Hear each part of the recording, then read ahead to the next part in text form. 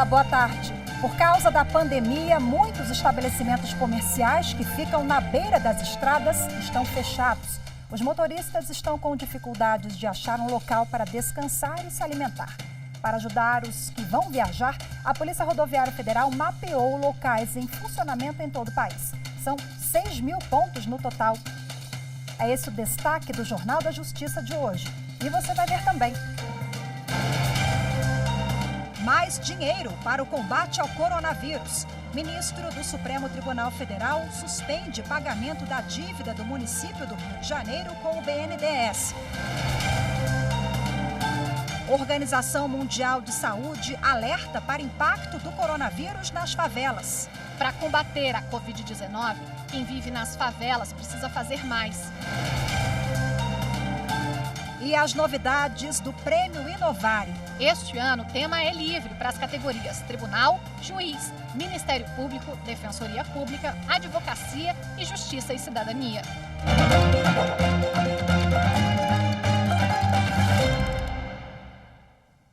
O vice-presidente do Supremo Tribunal Federal, ministro Luiz Fux, suspendeu o pagamento da dívida do município do Rio de Janeiro com o BNDES. Esses valores deverão agora ser aplicados em ações de prevenção e combate à pandemia da Covid-19. Quem detalha para a gente a decisão é a nossa consultora jurídica da TV Justiça, Gisele Reis. O município do Rio de Janeiro ingressou com uma ação contra a União e também contra o BNDES para que não fossem feitas cobranças, nem aplicação de multa, nem restrição de transferência de recursos federais para o município em razão do inadimplemento de um contrato de financiamento realizado com o BNDES. Esse pedido ele foi negado na primeira instância, ao ser analisado por um juiz federal, foi negado também no Tribunal Regional Federal da 2ª Região e aí que veio parar no STF. O ministro Fux, ao analisar o pedido, ele entendeu que houve uma mudança de contexto fático. E por quê? Porque na época em que o caso foi analisado no Tribunal Regional Federal da 2ª Região, a situação de pandemia ainda não havia sido declarada pela Organização Mundial da Saúde.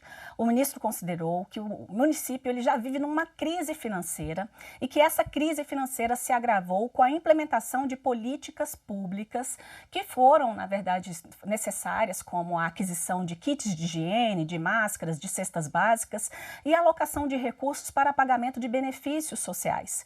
O ministro entendeu a importância de serem adotadas, neste momento, medidas de combate ao coronavírus. O ministro também considerou que toda essa situação gerada, conflituosa entre os entes da federação, que o Supremo Tribunal Federal ele exerce um papel importante na solução desses conflitos, na relação harmoniosa, política dos entes da federação. Foi por isso que ele concedeu parcialmente o pedido do município e ele determinou a suspensão do pagamento desta dívida.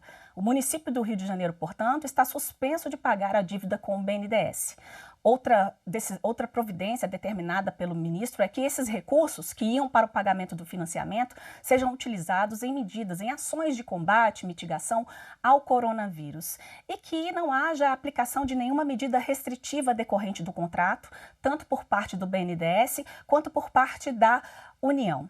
Medidas como essa, que suspenderam dívidas, foram adotadas em outras unidades da federação pelo ministro Alexandre de Moraes, e eu poderia citar, como por exemplo, o estado da Bahia, o estado do Paraná, de Pernambuco, da Paraíba, Santa Catarina e Espírito Santo. O governo federal publicou ontem, em edição extra do Diário Oficial da União, a lei que cria um auxílio de R$ 600 por 3 meses a trabalhadores informais, pessoas sem carteira assinada e renda fixa, que estão sendo afetadas pelas medidas de isolamento social. O projeto foi aprovado pela Câmara dos Deputados há uma semana e pelo Senado na última segunda-feira, quando seguiu para a sanção do presidente da República, Jair Bolsonaro. A expectativa é de que o pagamento do auxílio comece a ser pago na semana que vem. O auxílio será limitado a 2 pessoas da mesma família. A lei também determina que a trabalhadora informal, que for mãe e chefe de família, ela vai ter direito de receber 2 cotas, o equivalente a R$ 1.200 por 3 meses. Segundo o governo, o benefício deve atender a 54 milhões de pessoas, com custo de R$ 98 bilhões aos cofres públicos. O ministro Marco Aurélio do Supremo Tribunal Federal negou mais uma vez ações contra a medida provisória do presidente da República que altera regras de contrato de trabalho durante a pandemia do coronavírus. As ações foram apresentadas por 5 partidos políticos e pela Confederação Nacional dos Trabalhadores da Indústria, que questionam a possibilidade de o empregador adotar medidas não previstas na lei trabalhista por causa da calamidade pública, como, por exemplo, prevalecer acordo individual sobre o coletivo e a antecipação de férias dos trabalhadores. Ao analisar as ações, o ministro Marco Aurélio lembrou que a necessidade de isolamento neste momento de pandemia repercute na situação econômica e financeira das empresas. Para o ministro, a medida provisória editada pelo governo federal, que ainda deve ser analisada pelo Congresso, não viola a Constituição Federal porque busca a preservação do emprego e a renda neste momento difícil que o Brasil passa. O Ministério Público Federal e a empresa JF fecharam um acordo para encaminhar recursos às ações de combate ao coronavírus. A decisão faz parte de um acordo de leniência assinado com a Justiça Federal. Pelo acordo homologado nesta quinta-feira pela Justiça, a JF vai repassar quase 27 milhões de reais à Fundação Oswaldo Cruz. O dinheiro vai ser utilizado de forma exclusiva na compra de testes rápidos para identificar pacientes que estejam com a Covid-19. A Fiocruz tem 180 dias para prestar contas sobre o uso do dinheiro. O prazo começa a contar depois do recebimento dos recursos. A estimativa é de que sejam comprados quase 2 milhões de testes rápidos. A JF assinou um acordo de leniência em 2017, depois que a Operação Lava Jato identificou condutas criminosas cometidas por executivos da empresa. Venda de fábrica afasta a responsabilidade de empresa de pagar dívidas trabalhistas a um empregado. A decisão é da segunda turma do Tribunal Superior do Trabalho. O Tribunal Regional do Trabalho da 15ª Região em Campinas, São Paulo, havia restringido a responsabilidade da dívida trabalhista da fábrica têxtil Vicunha. Para o TRT, o empregado só teria direito às parcelas devidas até a data de transferência de uma empresa para outra. O caso é de Americana, interior de São Paulo. Em 2010, a fábrica têxtil Vicunha vendeu uma de suas unidades para outra fábrica do mesmo segmento. Na transação, os empregados também foram transferidos. Cerca de 2 anos depois, um deles foi demitido e entrou com uma ação pedindo para que a antiga empresa também fosse responsável pelas dívidas da rescisão de contrato. A Vicunha recorreu ao Tribunal Superior do Trabalho. O relator na segunda turma, ministro José Roberto Pimenta, diz que se trata de uma sucessão trabalhista, quando há transferência da direção de uma empresa para outra. Para o relator, isso afasta a responsabilidade da fábrica vendedora pelo contrato de trabalho dos ex-empregados. Ainda segundo ele, a empresa sucessora passa a responder por todos os direitos dos trabalhadores, ainda que tenham sido contraídos na época da prestação de serviços à empresa anterior. A decisão foi unânime. E veja a seguir, ajuda para quem vai viajar pelas estradas do país. Polícia Rodoviária Federal faz mapa com localização de locais abertos que podem servir de apoio. Os detalhes daqui a pouquinho, não saia daí. A justiça é cumprir com a lei tudo direitinho, né? Direitos e deveres, né? Tanto meu como dos outros, né?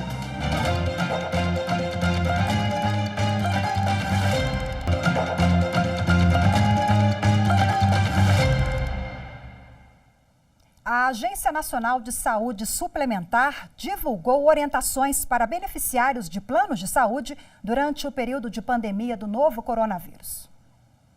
Pacientes diagnosticados com a Covid-19 têm cobertura do plano de saúde assegurada pela Agência Nacional de Saúde Suplementar.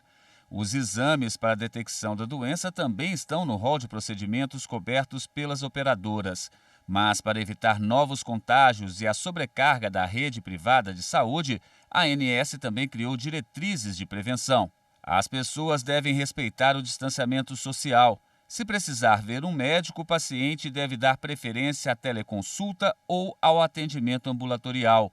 Evitar a todo custo o pronto-socorro. Os serviços do plano de saúde devem ser mantidos integralmente. Em caso de dúvida, entrar em contato com as operadoras por telefone.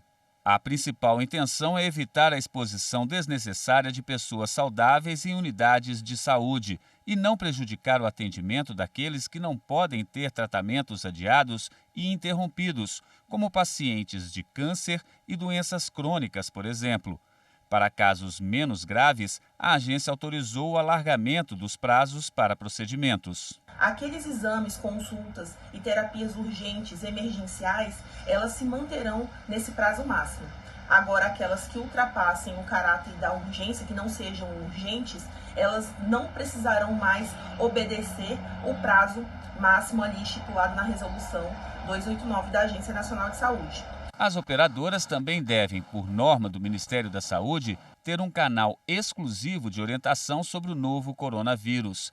A ANS recebe dúvidas e reclamações pelos canais de atendimento por telefone e pela página da agência na internet, no link Fale Conosco.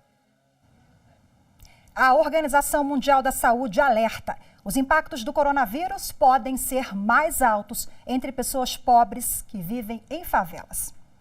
A justificativa é a dificuldade de acesso à água tratada, saneamento básico e outros itens mínimos para manter a higiene. Todos os dias a gente ouve as mesmas orientações para evitar o contágio pelo novo coronavírus. Intensificar a higienização das mãos, lavar com sabão ou usar o álcool em gel.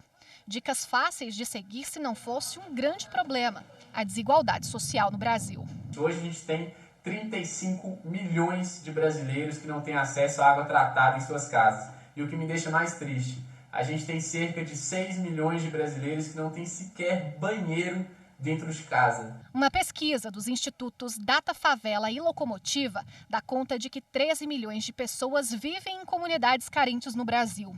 Já o Instituto Data estima que quase metade da população brasileira não tem saneamento básico. A superlotação das casas também dificulta o cumprimento de outra medida recomendada pelas autoridades para conter a pandemia: o distanciamento social. Então, no momento em que crianças não estão mais na escola, estão nessas casas, gestantes, idosos, e essas pessoas que, em maioria, em geral, vivem em casas superlotadas, a gente vai começar a ter casos de outras doenças que vão começar a se alastrar por falta de saneamento básico. E quando o coronavírus chegar nessas comunidades, a gente vai começar a ter óbitos causados pelo coronavírus não só no mesmo bairro, não só na mesma rua, mas dentro dos mesmos quartos. O Sol Nascente é considerado uma das maiores favelas do Brasil. Fica a 30 quilômetros do centro de Brasília e a maior parte das pessoas que mora lá trabalha informalmente. A preocupação da Ingrid é com o sustento da família. Eu tenho um esposo e tenho um bebê pequeno. Nós vivemos de vender pano de saco, saco de lixo no sinal e balinha. Como é que eu vou fazer agora, se nem isso tem para a gente sobreviver? Para combater a Covid-19, quem vive nas favelas precisa fazer mais. Por isso, as comunidades têm contado com a solidariedade para garantir saúde aos moradores. A CUFA está fazendo um trabalho muito forte para tentar minimizar os impactos que as favelas estão sentindo nesse momento. A gente sabe que a dificuldade já é muito grande de acesso, tanto à informação como aos itens básicos de higiene, né? Álcool em gel, as máscaras e até produtos de limpeza. Então, por isso que essa campanha é muito importante que nós estamos fazendo, que é a CUFA contra o vírus, que é justamente para tentar ajudar de alguma forma para que a gente não tenha uma pandemia que vai ser muito mais difícil de se lidar chegando nas favelas, né? A Procuradoria-Geral da República encaminhou ao Supremo Tribunal Federal parecer sobre ações de vigilância sanitária nos estados. A manifestação foi feita em uma ação que tramita no STF, em que a Bahia pede autorização para adotar medidas complementares de proteção à saúde em aeroportos baianos. Para o Procurador-Geral da República, Augusto Aras, planos complementares de segurança podem sim ser adotados, desde que sejam respeitadas também as regras previstas pela Agência Nacional de Vigilância Sanitária. Para o procurador, saúde é um tema de competência dos estados e da União, e todos têm legitimidade para promovê-la. A crise do coronavírus afetou diversos setores. Com a aviação, não foi diferente, não. A queda no movimento provocou uma mudança no número de voos por todo o país. Por isso, o Ministério Público cobrou de algumas empresas a divulgação de uma lista de voos essenciais que estão mantidos. A medida faz parte de um acordo assinado no mês passado com as principais companhias aéreas do país. O objetivo é que os passageiros saibam quais são os voos e os horários que estão mantidos pelas empresas, mesmo com o avanço do coronavírus no Brasil. O Ministério Público Federal quer que as informações sejam publicadas na internet. O pedido feito pela instituição nesta quinta-feira foi encaminhado às companhias Passaredo, Azul e Latam.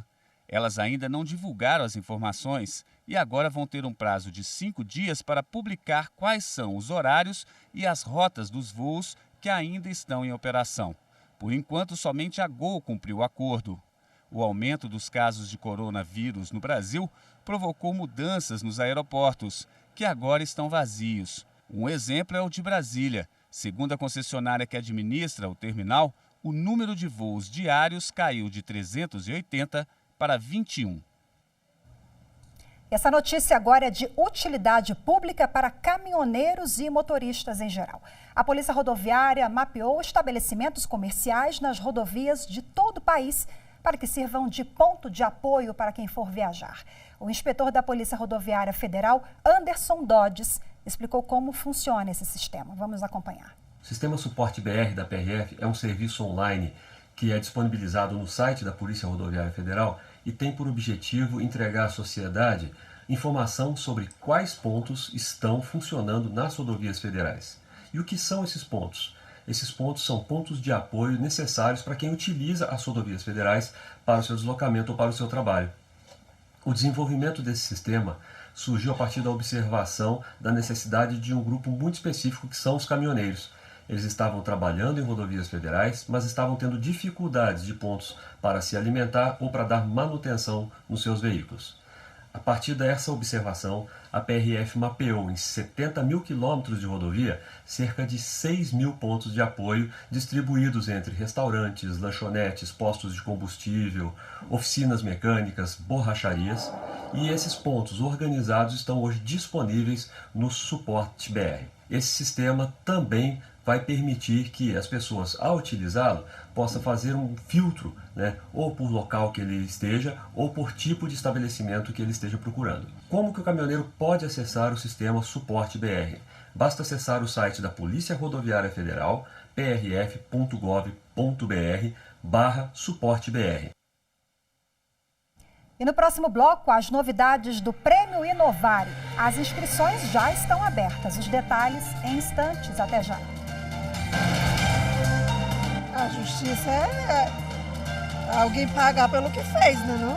Se você fez uma coisa errada, você tem que pagar pelo seu erro, né?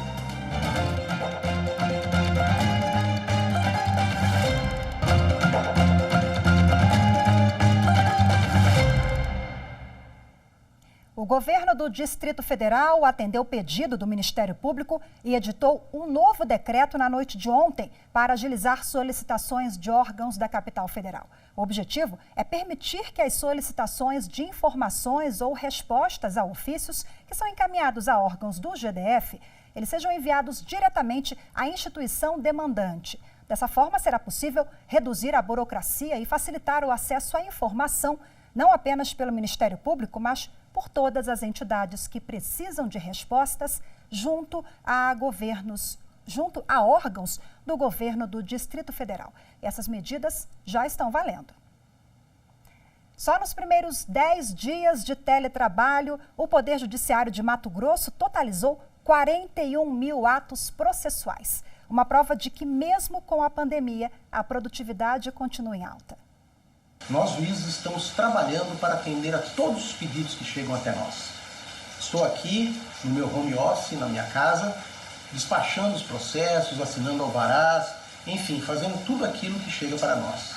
Infelizmente, as audiências presenciais estão suspensas, mas todos os demais serviços estão sendo normalmente prestados. Eu e meus colegas juízes estamos fazendo de tudo para que os menores impactos sejam sofridos pela população. Já estão abertas as inscrições para o Prêmio Inovare. Este ano tem uma nova categoria, em parceria com o Conselho Nacional de Justiça. Quem quer participar precisa ficar de olho nos prazos.